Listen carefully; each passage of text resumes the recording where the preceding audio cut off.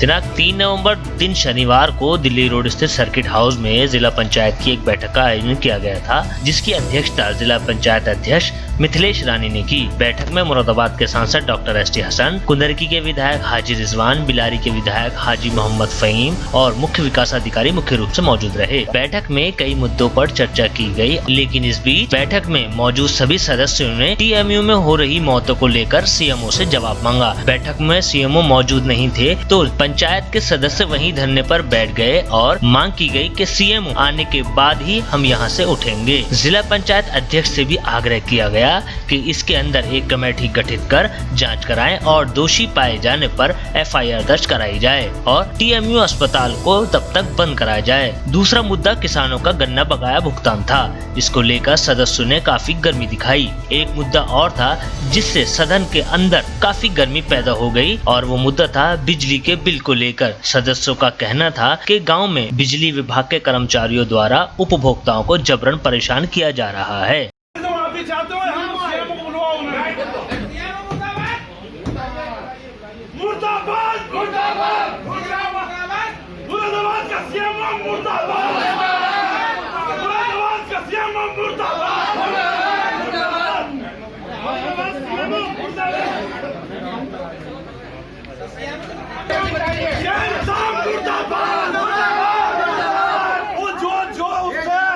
जो खिड़कियों से गिर के जिन्होंने आत्महत्या करी है, हमारी आवाज है। इंसाफ दो, इंसाफ दो।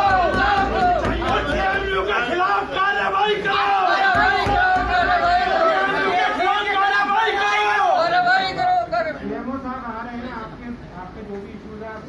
बिल्कुल बहुत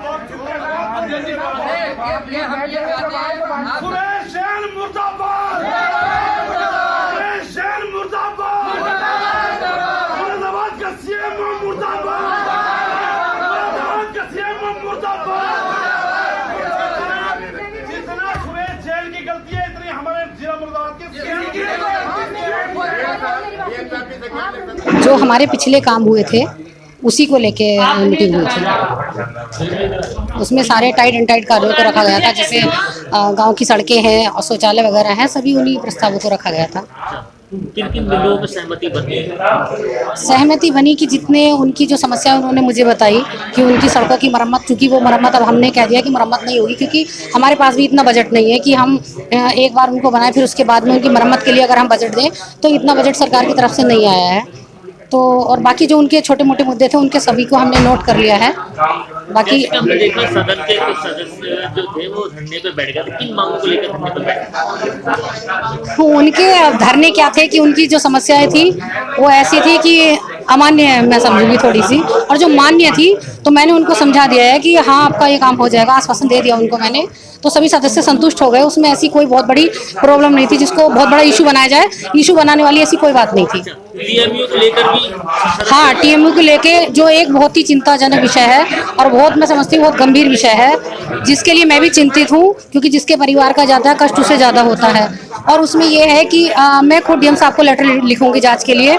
अगर फिर भी नहीं सुनवाई होती है तो मैं अपने लेटर पैड पे खुद इसकी सूचना, इसकी जानकारी माननीय मुख्यमंत्री जी को दूंगी कि ऐसा क्यों हो रहा है, उसकी जांच होनी चाहिए। हाँ, मौतें हो रही हैं और जो कोरोना पेशेंट जा रहे हैं उसमें एक राजेश खरे जी, उन्होंने अपनी वीडियो बना के डाली थी तो कि मुझे बचा लीजिए, ये लोग मुझे मार देंगे, उसकी मौत हो जाती है। तो ये बहुत ही गंभीर बात है। तो इसकी जांच होनी चाहिए कि आखिर वहाँ ऐसा क्यों हो रहा है और डॉक्टर इतनी लापरवाही क्यों कर रहे हैं। जिला पंचायत की बैठक में एक मुद्दा जो सबसे ज्यादा गरमाया रहा वो रहा TMU को लेकर। जो TMU में मौतें हुई हैं, किस कारण से लोग छत पे से उसकी कूद जाते हैं, विंडो में से निकल कर कूद जाते हैं। हमारे साथ बात करने के लिए मौजूद हैं बिलारी से विधायक हाजी फहीम साहब। क्या मुद्दा रहा और उस मुद्दे को लेकर क्या कार्रवाई की जाएगी? देखिए, आज हाउस के अंदर जो हमारी जिला पंचायत की बैठक थी वहाँ सारे सम्मानित सदस्यों ने ये मांग उठाई कि एक आपने देखा होगा कुछ दिन पहले एक जनप्रतिनिधि जो पार्टी के अच्छे पद पे थे, उन्होंने अपने अध्यक्ष को मैसेज किया कि अध्यक्ष जी ना तो मुझे ऑक्सीजन मिल रही है ना मुझे, वो जो राकेश खरे भाई हमारा इंतकाल हुआ है। क्योंकि देखिए पॉलिटिक्स अलग चीज़ है लेकिन इंसानियत भी बड़ी चीज़ है। मौत होती है, किसी के घर में गम हो जाए तो तकलीफ होती है।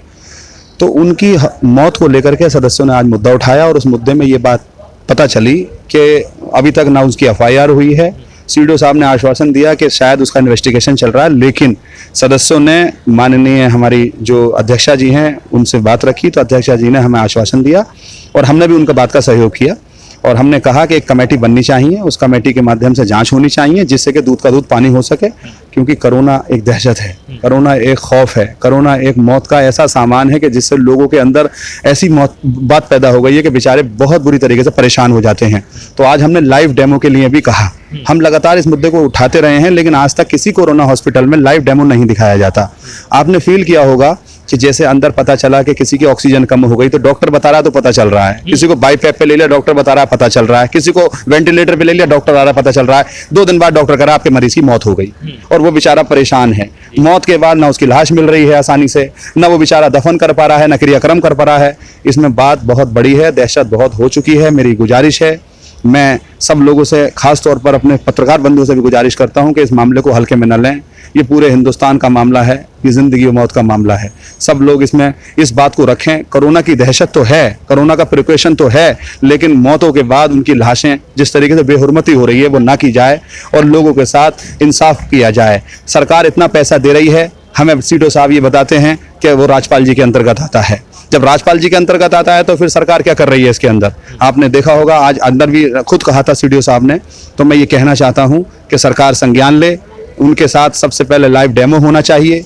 लाशों का जिस तरीके से इंतजाम है वो इंतजाम का क्राइटेरिया लोगों को आम होना चाहिए, जागरूकता रैली होनी चाहिए। हम विधायक लोगों को जाके समझाएं कि इस तरीके से पहले तो प्रिकॉशन लीजिए, इस खौफ के साए से बचने के लिए प्रिकॉशन लीजिए, सोशल डिस्टेंसिंग लीजिए, लेकिन अगर किसी को हो जाता है तो कम से कम उसका ये इंतजामात हैं और मौत के बाद ये तरीका है। बहुत बहुत शुक्रिया। अच्छा, कहने का मतलब जो था वो पूरा यही था कि अगर अस्पताल के वार्डों में सीसीटीवी कैमरे लगा दिए जाएं तो जो बाहर बैठे परिचित हैं, जो घर वाले हैं, उनको भी पता चलता रहेगा और आसानी भी होगी। कैमरामैन आदिल खान के साथ शारिफ खान, मुरादाबाद, उजाला न्यूज़, मुरादाबाद।